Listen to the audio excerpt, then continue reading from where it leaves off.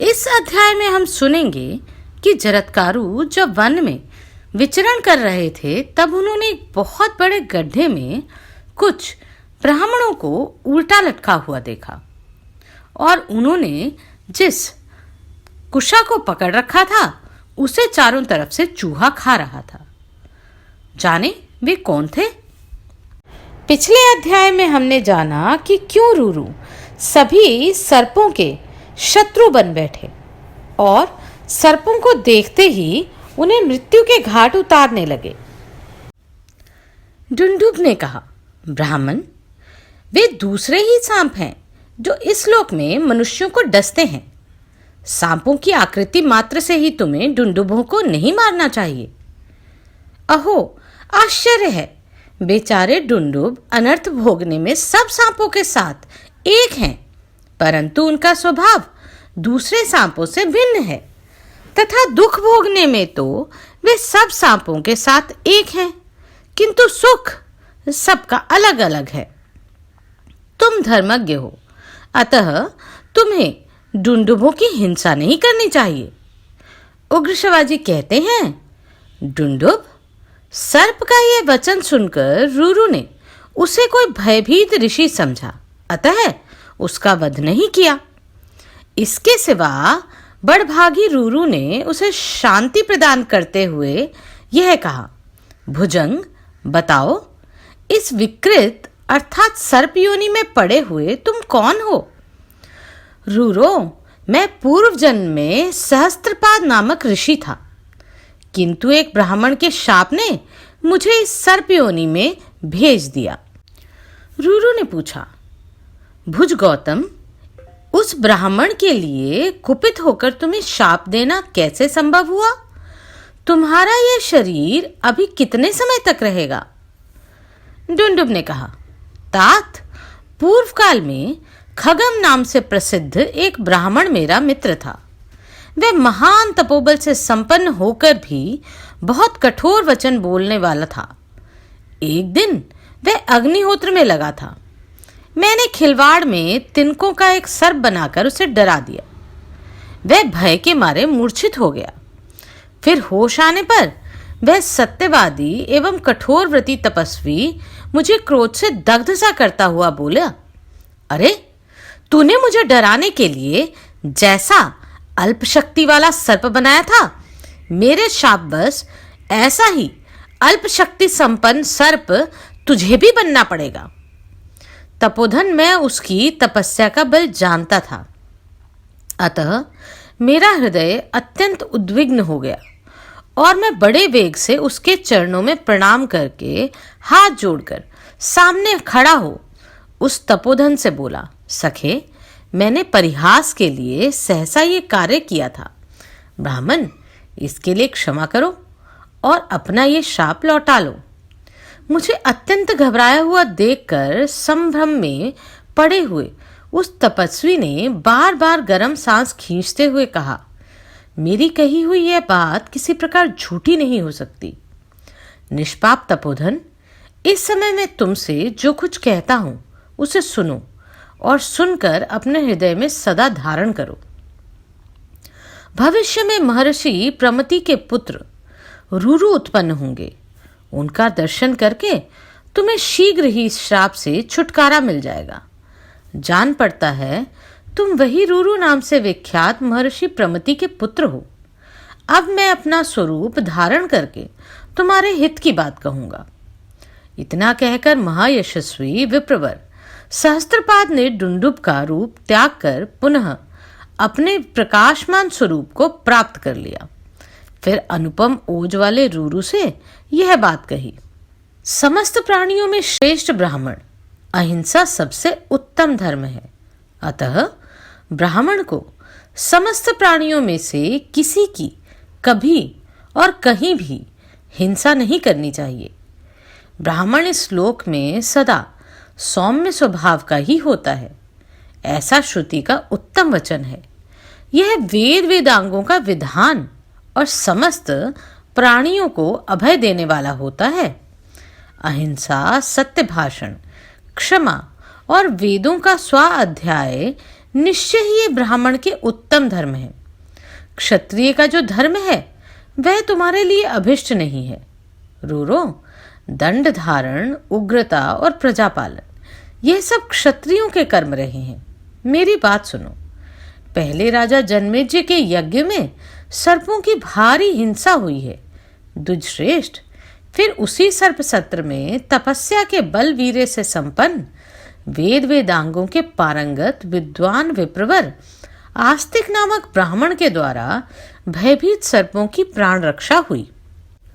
ढुंढुब के वचन सुनकर जन्मेजय के मन में सर्प सत्र के विषय में जानने की जिज्ञासा हुई तथा उसके बारे में रूरू ने ढुंढुब से पुनः प्रश्न किया। द्विजश्रेष्ठ, राजा जन्मेजय ने सर्पों की हिंसा कैसे की अथवा उन्होंने किस लिए यज्ञ में सर्पों की हिंसा करवाई? विप्रवर, परम बुद्धिमान महात्मा आस्तिक ने किस लिए सर्पों के इस यज्ञ से उनके प्राण बचाए? यह सब मैं पूर्ण रूप से सुनना चाहता हूं। ऋषि ने कहा। रूरो, तुम कथावाचक ब्राह्मणों के मुख से आस्तिक का महान चरित्र सुनोगे। ऐसा कहकर सहस्त्रपाद मुनि अंतर्ध्यान हो गए। उग्रश्रवाजी कहते हैं, तदनंतर रूरू वहां अदृश्य हुए मुनि की खोज में उस वन के भीतर सब ओर दौड़ता रहा और अंत में थक कर पृथ्वी पर गिर पड़ा। गिरने पर उसे भारी मूर्छा ने दबा दिया। उसकी चेतना नष्ट सी हो गई। महर्षि के यथार्थ वचन का बार बार चिंतन करते हुए होश में आने पर रूरू घर लौट आया। उस समय उसने पिता से यह सब बातें कह सुनाई और पिता से भी आस्तिक का उपाख्यान पूछा। रूरू के पूछने पर पिता ने सब कुछ बता दिया।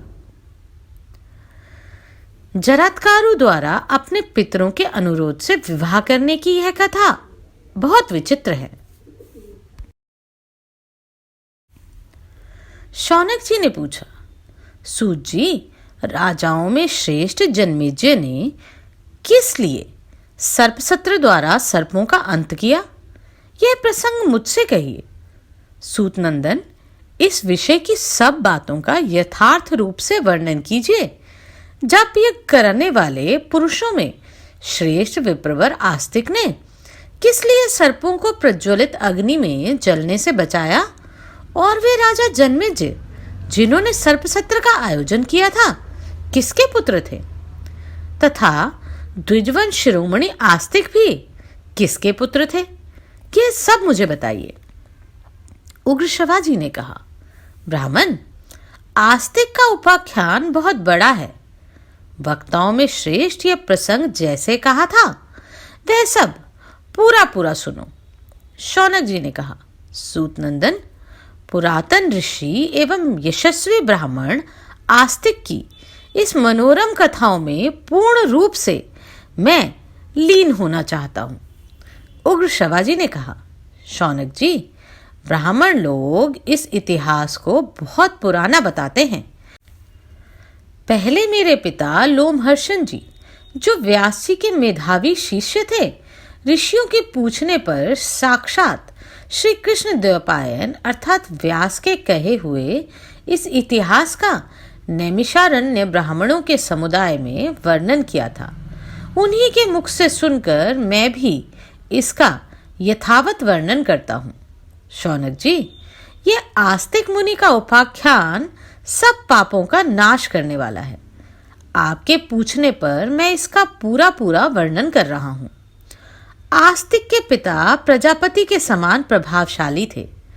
ब्रह्मचारी होने के साथ ही उन्होंने आहार पर भी संयम कर लिया था। वे सदा उग्र तपस्या में संलग्न रहते थे। उनका नाम था जरत्कारु। वे उधर्वरेता और महान ऋषि थे। ययावरों में उनका स्थान सबसे ऊंचा था। ययावर का अर्थ है सदा विचरने वाले मुनि।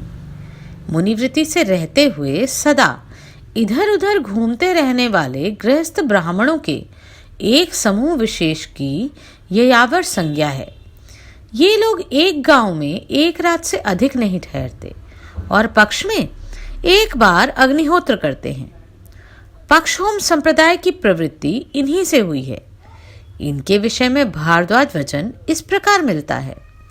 ये यावर लोग घूमते घूमते जहां संध्या हो जाती है वहीं ठहर जाते हैं।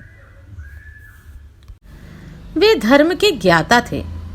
एक समय तपोबल से संपन्न उन महाभाग जरत्कारु ने यात्रा आरंभ की। वे मुनिवृत्ति से रहते हुए जहां शाम होती वहीं डेरा डाल देते। वे सब तीर्थों में स्नान करते हुए घूमते थे। उन महातेजस्वी मुनि ने कठोर व्रतों की ऐसी दीक्षा लेकर यात्रा प्रारंभ की थी जो अजितेंद्रिय पुरुषों के लिए अत्यंत दुस्साध्य थी। वे कभी वायु पीकर रहते, कभी भोजन का सर्वथा त्याग करके अपने शरीर को सुखाते रहते थे। उन महर्षि ने निद्रा पर भी विजय प्राप्त कर ली थी, इसलिए उनकी पलक नहीं लगती थी। इधर उधर विचरण करते हुए वे प्रज्वलित अग्नि के समान तेजस्वी जान पड़ते थे। घूमते घूमते किसी समय उन्होंने अपने पितामह को देखा, जो ऊपर को पैर और नीचे को सिर किए एक विशाल गड्ढे में लटक रहे थे। उन्हें देखते ही जरत्कारु ने उनसे पूछा, आप लोग कौन हैं जो इस गड्ढे में नीचे को मुख किए लटक रहे हैं? आप जिस विरण स्तंभ अर्थात खस नामक तिनकों के समूह को पकड़कर लटक रहे हैं, उसे इस गड्ढे में गुप्त रूप से नित्य निवास करने वाले चूहे ने सब ओर से प्राय खा लिया है। यहाँ भूलोक ही गड्ढा है। स्वर्गवासी पितरों को जो नीचे गिरने का भय लगा रहता है, उसी को सूचित करने के लिए यह कहा गया है कि उनके पैर ऊपर थे और सिर नीचे। काल ही चूहा है और वंश परंपरा ही विरण स्तंभ अर्थात खस नामक तिनकों का समुदाय। उस वंश में केवल जरत्कारु बच गए थे, अन्य सब पुरुष काल के अधीन हो चुके थे।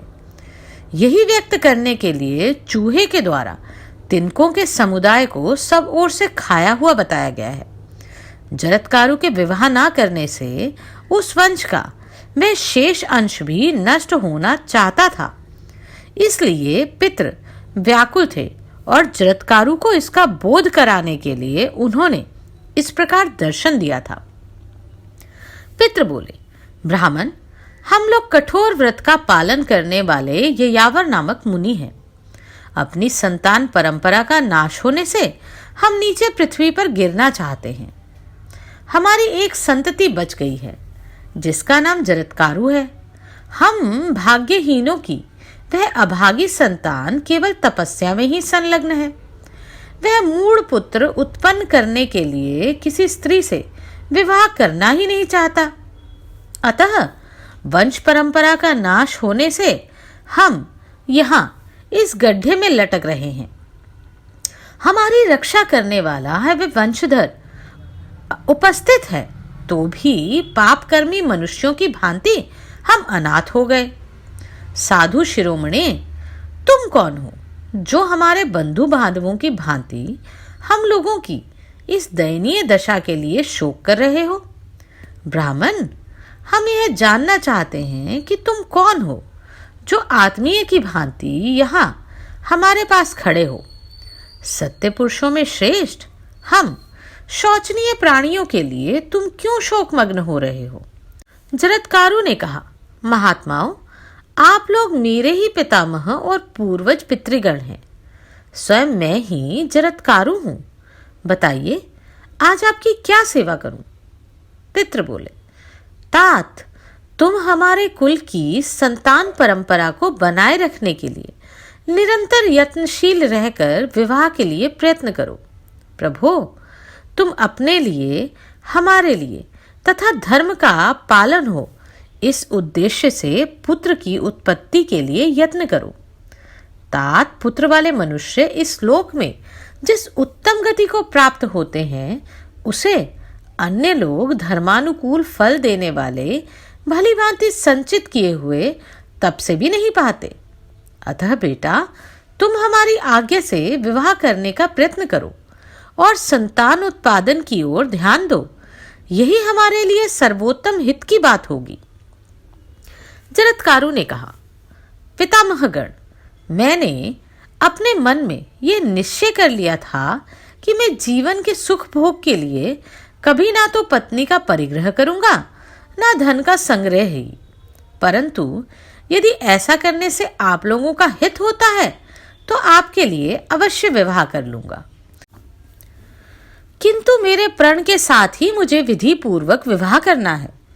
यदि उस प्रण के अनुसार किसी कुंवारी कन्या को पाऊंगा तभी उससे विवाह करूंगा, अन्यथा विवाह करूंगा ही नहीं।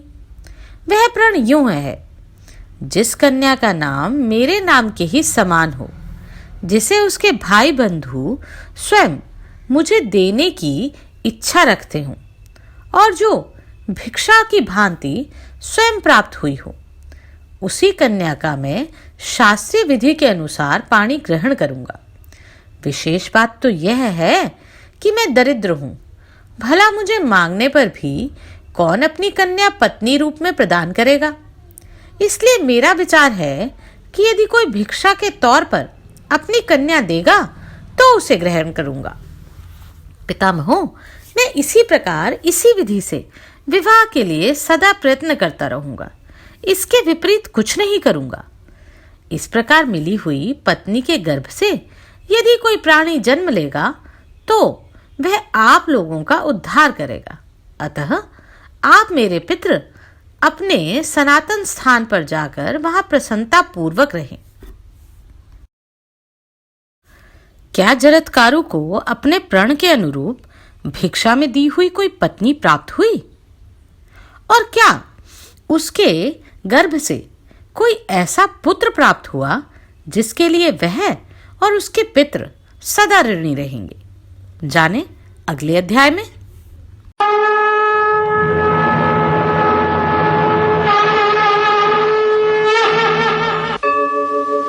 यदा यदा हि धर्मस्य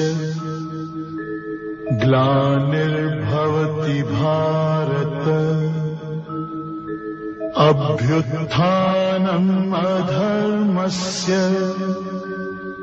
तदात्मानं सृजाम्यहम् परित्राणाय साधूनां विनाशाय च दुष्कृताम्।